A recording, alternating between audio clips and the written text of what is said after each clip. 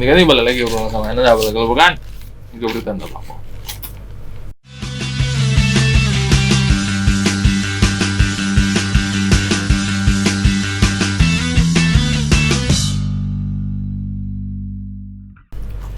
Sudah 1 minggu dan itu adalah opening yang kami ucapkan setiap kali bertemu dengan kalian semua ya. Setiap program ini kembali dan di minggu ini banyak banget yang akan kita sampaikan. Masih sebenarnya maksimal 7 berita.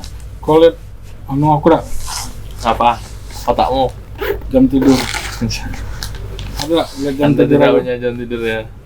Istirahat kurang, mata pengap, badan membengkak, contoh-contoh orang sukses. Amin.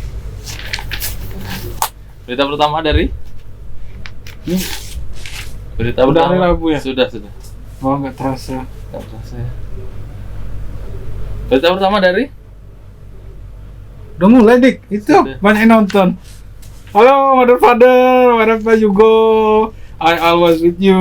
We are together till the end. Kali ini kita welcome back again di studio Iko Berita. Entah apa yang menyampaikan atau memuntahkan berita segar dari mulut redaksi ke muka kalian. Ini dia berita pertama dari Kota Jambi. Ada yang diduga korsleting arus pendek.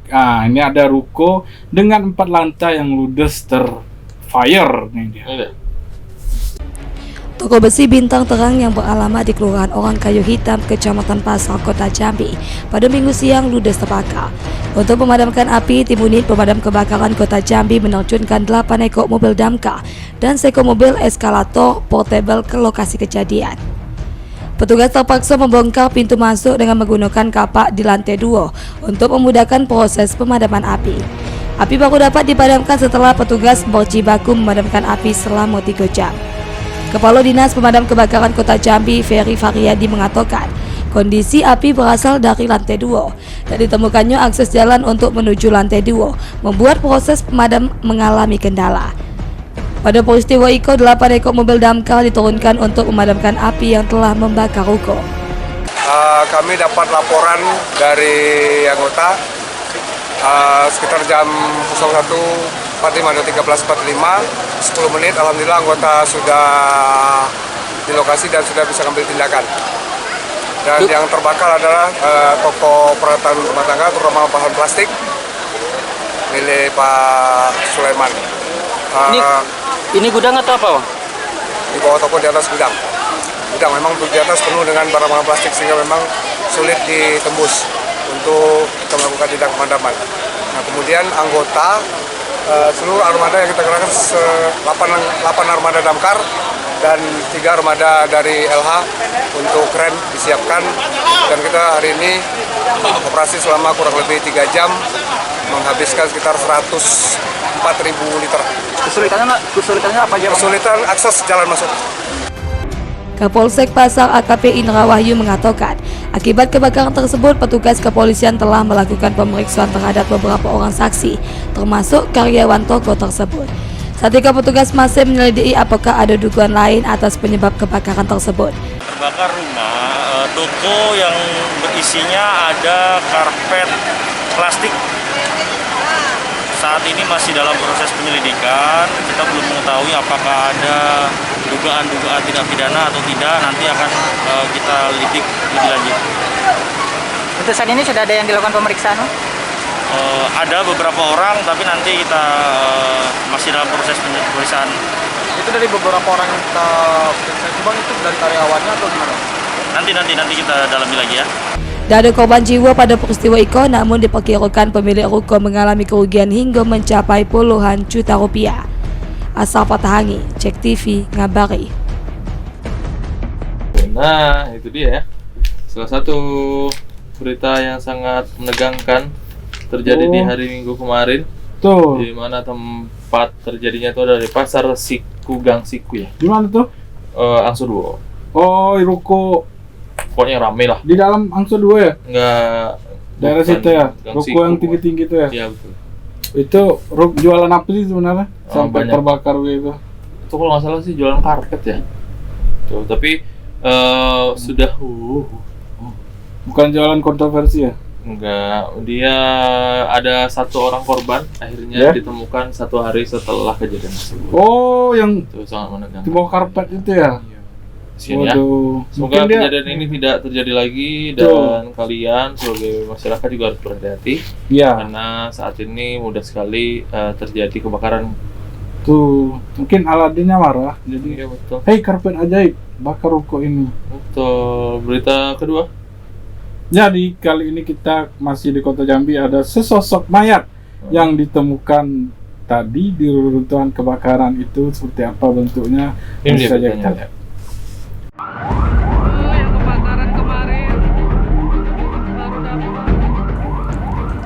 Tim Unit Reskrim Polresta Jambi menemukan sesosok mayat dari sisa bekas reruntuhan kebakaran satu unit ruko penjual karpet di Pasar Gang Siku Pasar Jambi pada Minggu 13 September. Dari informasi yang diperoleh oleh Jack TV, mayat tersebut pertama kali ditemukan oleh petugas kepolisian berkisar jam 2 siang pada Senin siang. Mayat yang diduga berjenis kelamin laki-laki tersebut diduga merupakan salah seorang karyawan yang bekerja di toko tersebut. Diduga korban tak sempat menyelamatkan diri saat insiden kebakaran hebat yang terjadi pada Minggu siang. Saat dikonfirmasi ke Polsek Pasar, AKP Indang membenarkan penemuan mayat tersebut. Mayat tersebut tertimpa karpet dan terjebak di lantai 2 ruko. Hingga saat itu petugas masih menyelidiki sesosok mayat tersebut dan telah dibawa ke Rumah Sakit Bayangkara untuk dilakukan identifikasi. Asal Patahangi, Jack TV ngabari. Nah, ini si banyak berita yang kami siapkan untuk ganti-ganti semua di rumah istri, di rumah selingkuhan. Kita nonton bersama-sama. Ini dia berita ketiga dari Sarolangun nih. Yo. Ada si jago merah lagi ini yang kali ini berhasil meluluhlantahkan seorang rumah di dusun Sarolangun. Untuk dia beritanya. Untuk dia beritanya.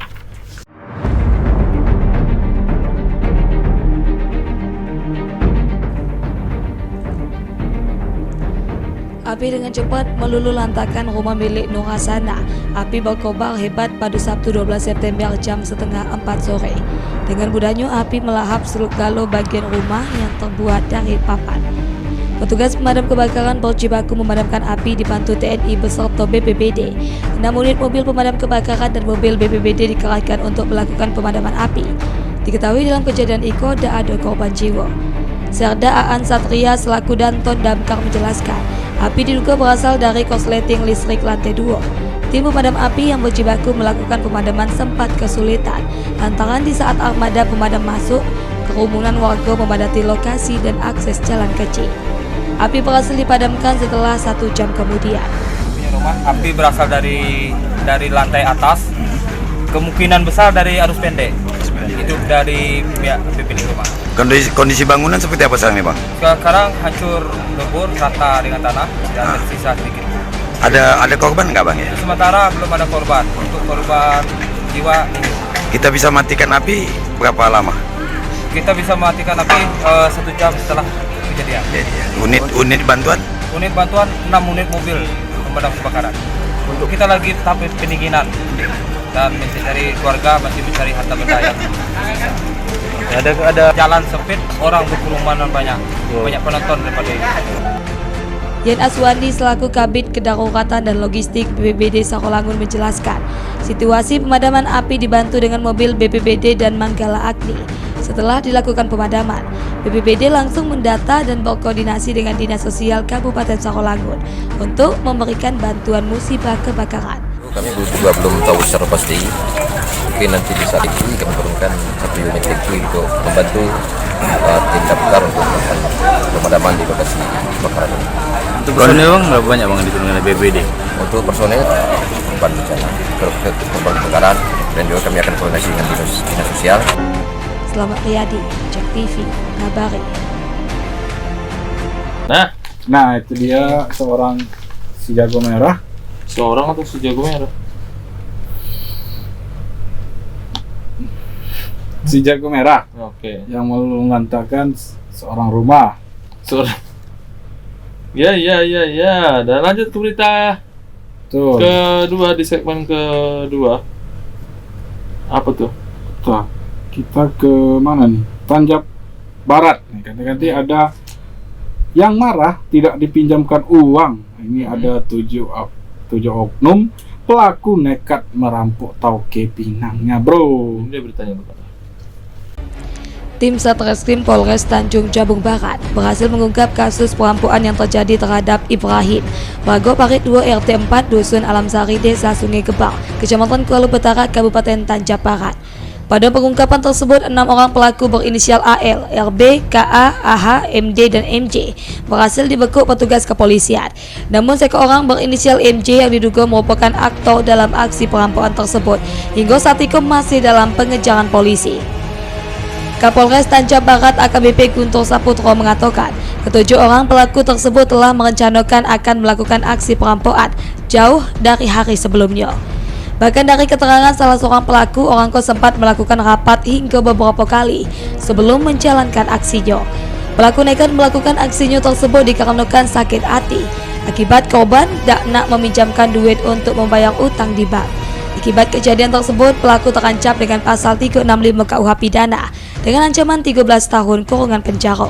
Motivasi mereka menyasar dari korban saudara Ibrahim di utang di bank sehingga belum bisa untuk melunasinya, dan juga sudah berulang kali meminta kepada korban untuk meminjamkan uang tetapi tidak dipenuhi, sehingga merasa sakit hati, kesal, akhirnya menginisiasi mengumpulkan para pelaku yang lain, kemudian memberikan sasaran untuk dilakukan pidana penjara dan kekerasan tersebut. Hukuman ya, ancaman 365 KUHP ayat 2, ancamannya maksimal 12 tahun. Surya Kurniawan, Cek TV, ngabari. Nah, balik lagi di program saya Nanda, balik lo buat Pro Berita Pro. Kali ini kita segmen ketiga ada berita ada berita dari Kota Jambi, yaitu BNNP. Apa tuh BNNP? Badan Narkotika Nasional Provinsi. Ya, ini mengamankan 3 pelaku yang ini menyalahgunakan narkoba di daerah Pulau Pandan. Yo, ini beritanya tuh Anda. Badan Narkotika Nasional Provinsi Jambi kembali menggelar razia penyalahgunaan narkoba di kawasan Pulau Pandan pada Sabtu 12 September malam. Sekor-sekor kendaraan yang dicurigai membawa narkoba tak luput dari pemeriksaan petugas BNN Provinsi Jambi. Pada razia tersebut, 3 orang pria yang diduga mengkonsumsi narkoba jenis sabu dibekuk petugas BNN. Bahkan seorang diantaranya diduga merupakan pegawai honorer di salah sekor dinas di Provinsi Jambi. Kau aku masukkan kau ya? Mau ini kau ya? Kalau ada alat rumah masukin aku. Ayo. Dosa, urin kau positif aku Anggal masukin. urin dia kok bang. Urin kau positif aku masukin kau. Oh jangan bang. Ngapa kau? NS kau kan? Bang. Hah? NS kau? Honor. Honor mana bang? Honor mana? Hah? Honor mana kau? Honor mana? Hei, iya bang. Honor mana kau?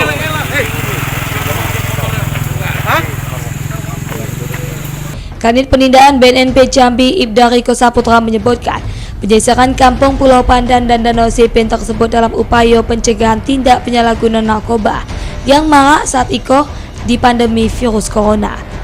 Dari penyisiran tersebut, 3 orang penyalahguna narkoba langsung dilakukan pemeriksaan dan dibawa ke kantor BNN Provinsi Jambi.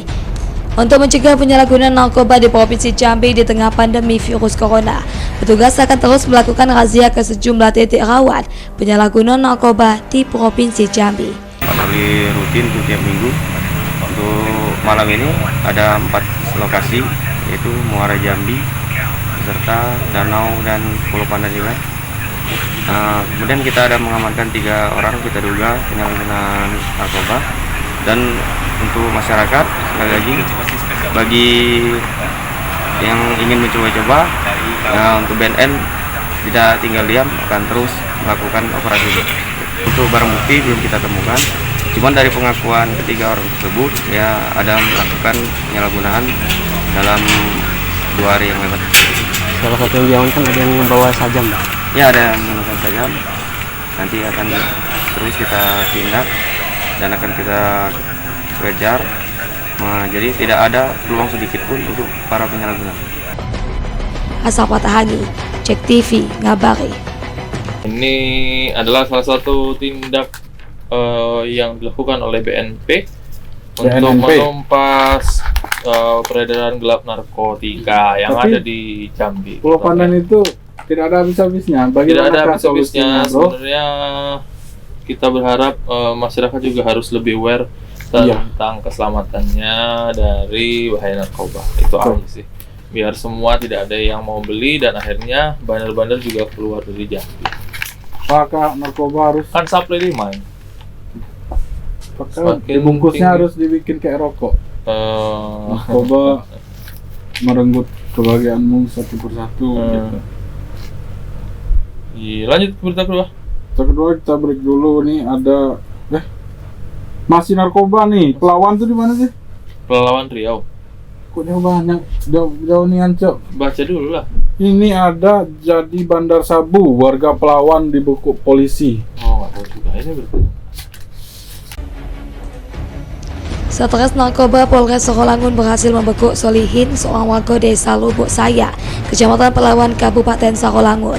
Solihin selama itu menjadi target operasi jajaran kepolisian Satres Narkoba Polres Sarolangun lantaran merupakan bandar narkoba yang kerap melakukan transaksi. Solihin dibekuk pada 27 Agustus lalu di rumahnya pada malam hari. Saat dibekuk, Solihin nyaris tanpa perlawanan. Sebelum dilakukan penggeledahan, Solihin lebih dulu mengantongi narkoba jenis sabu-sabu seberat 5,02 gram dengan dikemas dalam bungkusan kecil dan sedang yang siap diedarkan. Anggota Sat Narkoba mengamankan satu orang pelaku yang berada di belakang rumah. Dan pada saat dilakukan penggeledahan, sebelum dilakukan penggeledahan, pelaku ini sudah mengakui bahwa yang bersangkutan menyimpan narkoba di kantong celananya. Setelah dilakukan penggeledahan, ternyata ada 15 klip plastik, 13 klip ukuran kecil, 2 klip ukuran besar, dan ada 4 klip plastik yang masih kosong. Kalau dihitung beratnya, yang BB yang sudah ada dalam bentuk klip-klipan tadi, 15 klip tadi, sekitar berat kotornya 5,02 gram atau 5 gram lah ya. Saat itu pihak kepolisian masih melakukan pengembangan terhadap narkoba yang didapati Solihin. Akibat perbuatannya, Solihin dikenakan sanksi Undang-Undang Narkotika Nomor 35 Tahun 2019 Pasal 114 Ayat 1 dengan sanksi hukuman penjara di atas 5 tahun. Selamat Riyadi, Cek TV ngabari. Nah, di segmen terakhir ini ada berita dari tadi ini ada seorang dari Sarolangun yang terjaring razia bersama 86 orang lainnya. Oke, ini dia beritanya untuk Anda. Menindaklanjuti peraturan Bupati Nomor 70 Tahun 2020 tentang wajib menggunakan masker di tengah pandemi virus corona. Tim gabungan yang terdiri dari TNI, Polri, Satpol PP, BPBD dan Dinas Perhubungan menggelar razia menggunakan masker di Pasar Atas Sarolangun dan Jalan Lintas Sumatera. Hukuman sosial dibagikan macam push up, menghafal Pancasila hingga diarahkan untuk membeli masker diberikan petugas gabungan terhadap 86 warga yang kedapatan tak gunakan masker di kawasan tersebut. Esa 2. Kemanusiaan yang adil dan beradab. 3. Persatuan Indonesia. 4. Peraturan kegiatan yang dipimpin oleh hikmat kebijaksanaan dalam permusyawaratan perwakilan. 5. Persatuan. 5. Keadilan sosial bagi seluruh rakyat Indonesia. Pak, serempak. 1.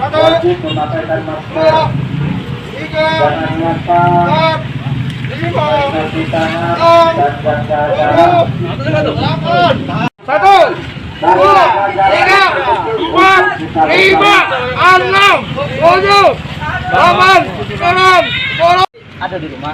Ada, beli.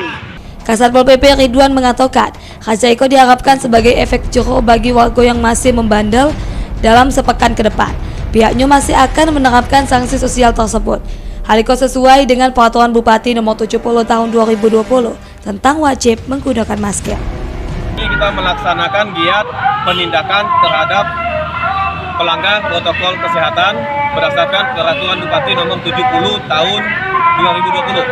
Hari ini kita tim gabungan kita terdiri dari polisi, TNI, kemudian ada BPBD, kita dibantu Denpom, Dinas Kesehatan, Dinas Perhubungan, dan SKPD terkait lainnya. Oke, kegiatan kita hari ini kita pusatkan di Terminal Angdes untuk hari pertama. Dan kegiatan ini akan kita laksanakan setiap hari. Selamat Riyadi, Cek TV, ngabari. Nah, masker kok gak dipakai, bro. Sudah menjadi kewajiban kita untuk Iyalah. menjaga kesehatan ya, untuk menghindari tercemar atau terpapar dari wabah COVID-19. Kita sama-sama menjaga dan juga untuk keselamatan diri kita dan orang terdekat pastinya.